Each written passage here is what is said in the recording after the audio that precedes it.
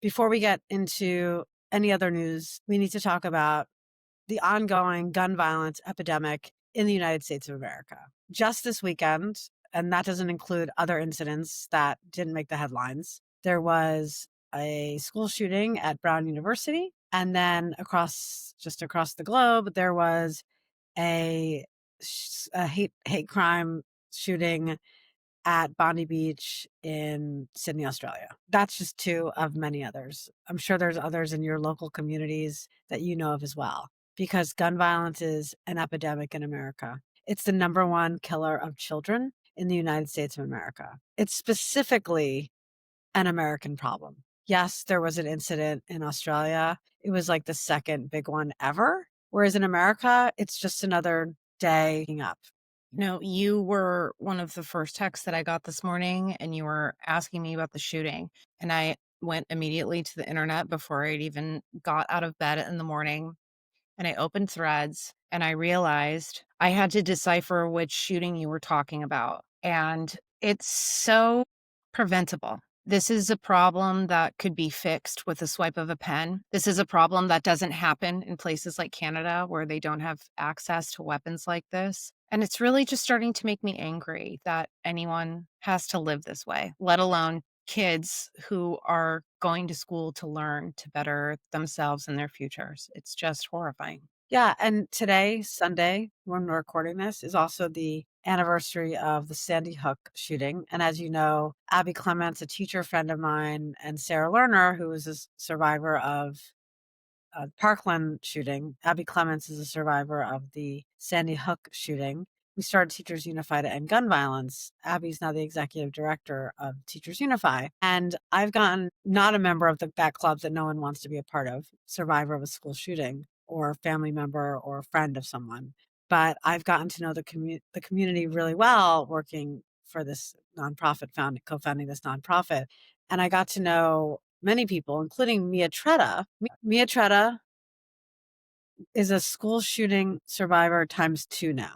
Her first time was in high school. She went to high school in Santa Clarita, California. She was shot in the stomach. Her best friend was shot and killed. She's now a junior at Brown. She got to experience and survive yet another shooting yesterday. And then there's Zoe Weissman. She's also at Brown. She also survived the Parkland shooting. And those are the two we know of. I'm sure there's many other kids who are on that campus who are gun violence survivors or from communities where that happens. And it's not surprising. Of course it is, because as you said, this could be solved with the stroke of a pen. Biden was able to push through the Bipartisan Safer Communities Act when he was in office. They set up the Office of Gun Violence Prevention. That was dismantled by Trump the day he came into office, or one of the first days he came into office. They're doing nothing about this. There's one thing that should be bipartisan. Want to know what that is? It's called safe storage. It's not saying we're taking your guns away. It's simply saying, can we have federal legislation that says that there's federal rules that are about way that you should be storing your firearms safely. That's all it is. Republicans can't even agree to that. And studies show, we hear about the school shootings that makes the headlines, but the majority of gun violence happens at home, by accident, or other ways. And I'm fed up. We've been fed up. We should have been fed up since Columbine. 100%.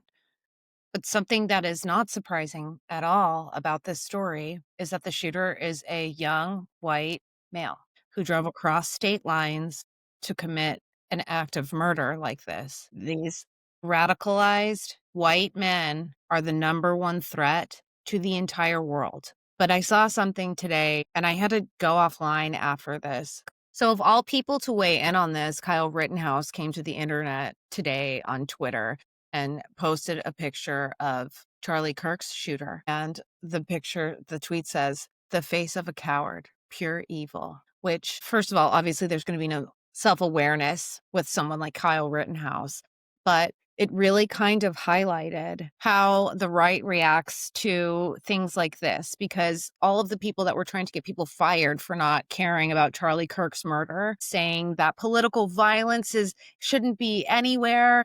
When it comes to acts of political violence, against our side. They don't ever have anything to say, and they were on this crusade to get tons of people fired because of Charlie Kirk's murder. And it just shows the imbalance of morality on what's going on between the two sides. Absolutely. They only care about these incidents when they can use it and quite frankly, I'm gonna say it, grift off of it, I agree. or use it to characterize certain groups of people in a negative light. But they would never use it to they would never use it to help anyone. That doesn't make any sense. Anyway, They yeah, only use it when it fits their narrative. So the Charlie Kirk murder fit their narrative about political violence, but the problem with that story was that it was a young white radicalized male as well. So there isn't a huge difference in these two incidents. There really isn't, but the reaction is completely different. And it's because they don't really care about political violence when it affects us, not them. they don't care about it at all. And honestly, we didn't hear much about you didn't see anyone posting about Charlie Kirk's killer for a long time. Once they realized that he was not some, whatever they wanted him to be, he was one of them. They got real quiet. And the only reason why Kyle Rittenhouse tweeted that today was to distract from the real story, which is that another radicalized white man committed a abhorrent, despicable act of violence again. And again, it's exhausting because it's exactly what we'd expect them to do. And, just contrast that with last night, Erica Kirk was on what day is she on her media circuit? I almost said circus. It is. It is. Erica Kirk is everywhere. On Saturday night, she did a town hall. I heard it got low ratings on CBS, which is cosplaying as Fox News now ever since Barry Weiss took over. Barry Weiss has been promoting this interview all week everywhere. And so Erica, I mean, I couldn't watch the whole thing, but one clip that I saw was this one where Erica Kirk is asked by the young man who was the last to ask her husband a question before he was killed. Effort to stop, to decry them. But any good faith effort to stop political violence must hold both parties to the same standard and expectation. So in that spirit, will you condemn the violent rhetoric of Donald Trump, the most powerful and influential person on earth? I appreciate your question. You know my heart. Why would I ever say, yes, go murder people? This is so much deeper than just one. I understand your sentiment. I do. But this is also so much deeper than just one person. How are you raising your kids? Are you taking responsibility, or are you giving them a device and saying, go down that rabbit hole? I'm trying to go to Pilates class.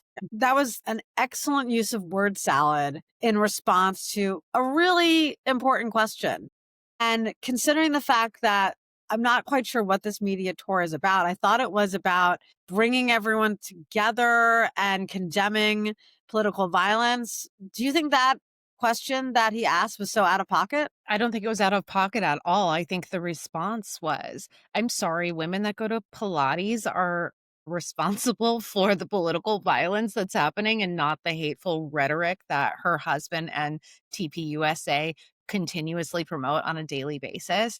What I also wanted to touch on is in this response, she says, you know my heart. No, honey, we don't know your heart, but we do know about those eyeballs that you had going on when she was asked a question about Candace Owens.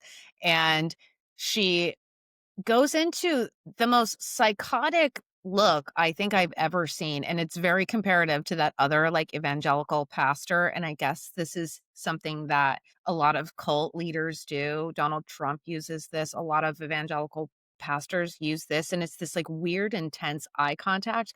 Those were all over the internet, and my thing with Erica Kirk is I think her days in the sun are coming to an end. I'm seeing a huge pushback on TikTok specifically of right-wing people saying they're not buying this bullshit anymore. They're not liking the grifting, they're not liking the fake crying, they're not liking, the outfits and the makeup and the hair extensions, and I think it's just going to become too much for everybody, and I'm hoping that her days of having this platform are over because I think she's using it completely inappropriately, and I think she's completely grifting off the murder of her husband, and I said it a couple episodes ago, and I'm going to say it again.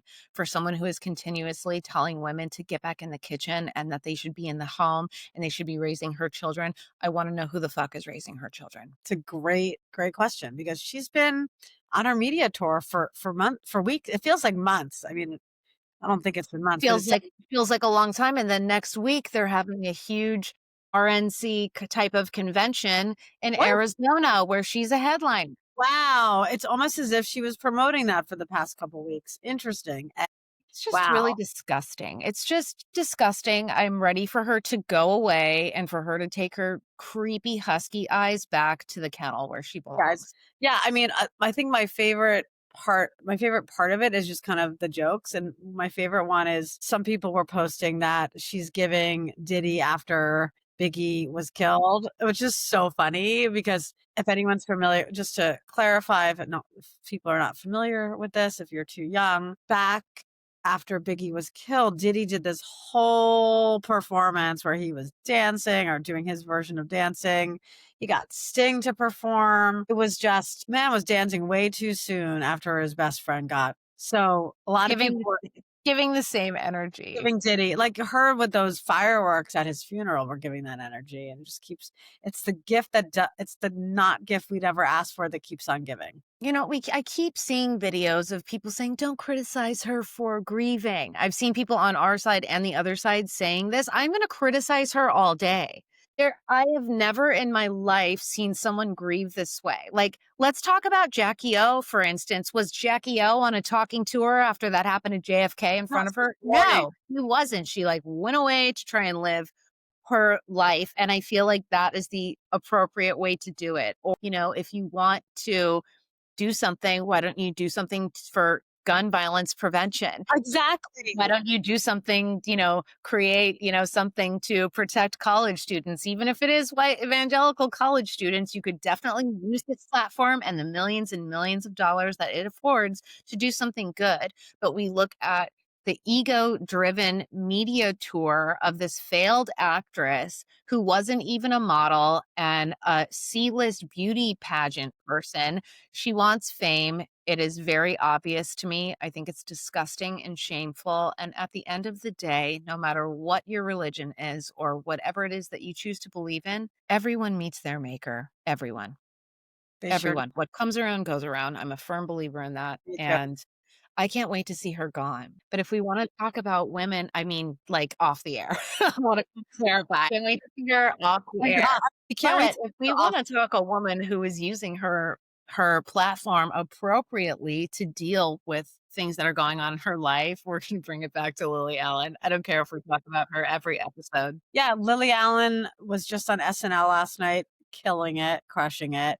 She's Gorgeous. starting a tour. Lily Allen, if you're listening, we'd love to go to your Radio City show. That's like very expensive, rightfully so, per seat. But if you'd let us in, we'd love to be there.